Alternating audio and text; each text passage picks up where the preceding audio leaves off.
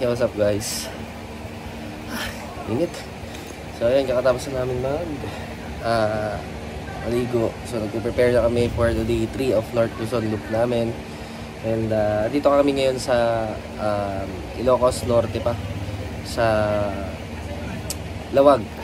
So biyahe kami ngayon ng kung kakayanin namin, biyahe kami hanggang Dagupan, Pangasinan. So doon kami mag-stay for the rest of the night. Then kinabukasan, diretso na kami ng Manila. So yun na yung last day namin, day 4. Year up lang kami. Ito nga pala kami nag-stay kila Aileen Saran, yung aking kababata sa lugar namin. Then kumpare ko sa asawa niya si Ivan. So pinatuloy nila kami dito. Sobrang saya kagabi. So may konting kasiyahan at sobrang saya, promise.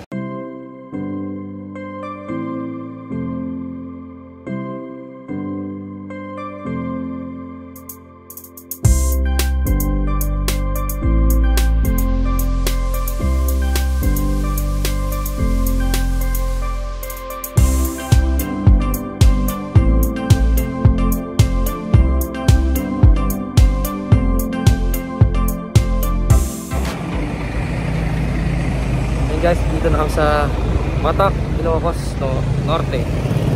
Ito muna kami sa Marcos Museum.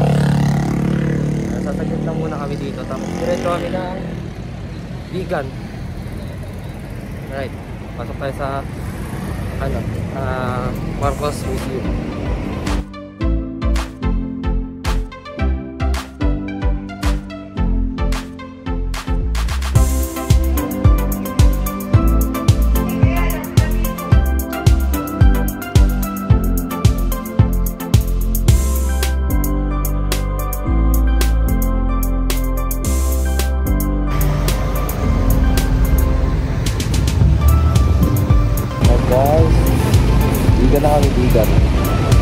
Guys, dito na kami sa famous na Calle Crisologo sa Vigan City ng Ilocos. Yan siya.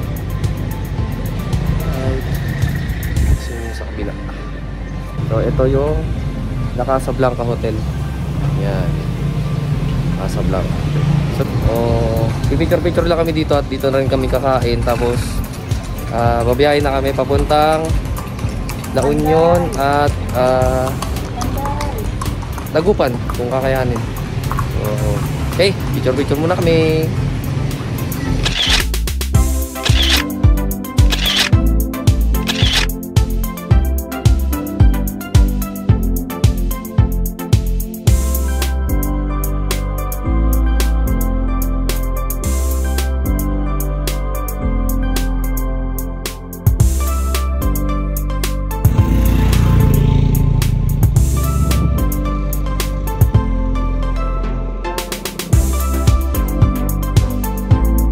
Time check, 5:51. Nasa La Union na kami.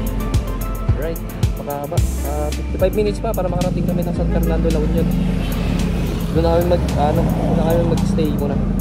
Tapos bukas, maaga na lang kami aalis para makauwi ng Las Piñas. Right. Okay. I love LU. I love LU. I love LU.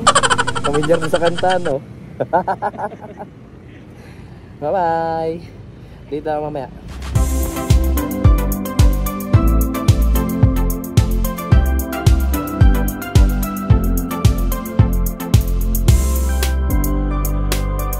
Alright, guys.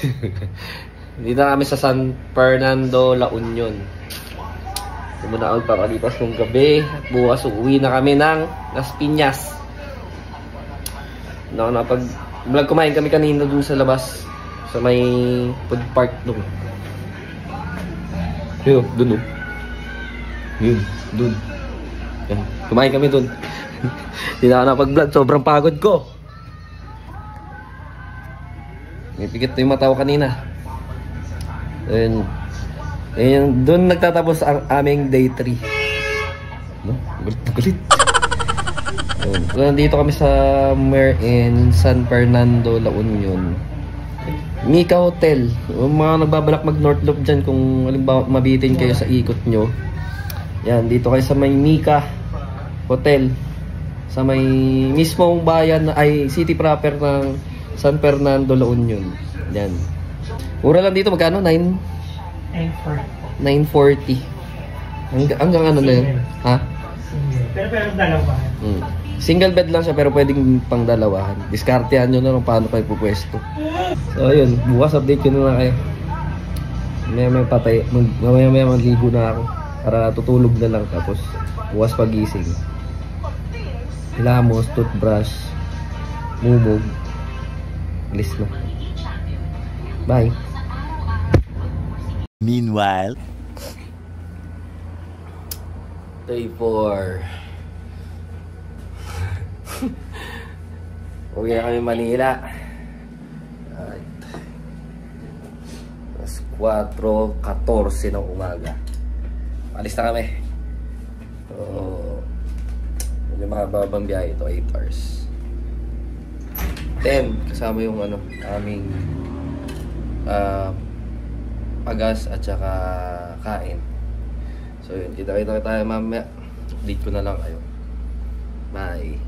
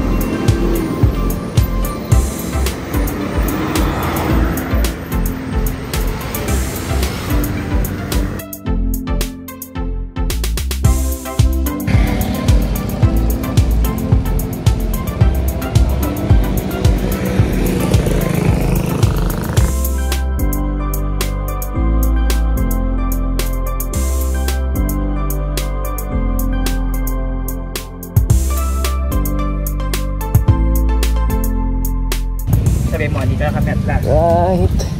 Time check, 2:42. Dito na kami ngayon sa aming hometown, Las Piñas, Pilar. And yan, sa aming simbahan. Siyempre, natapos namin ng safe at ligtas.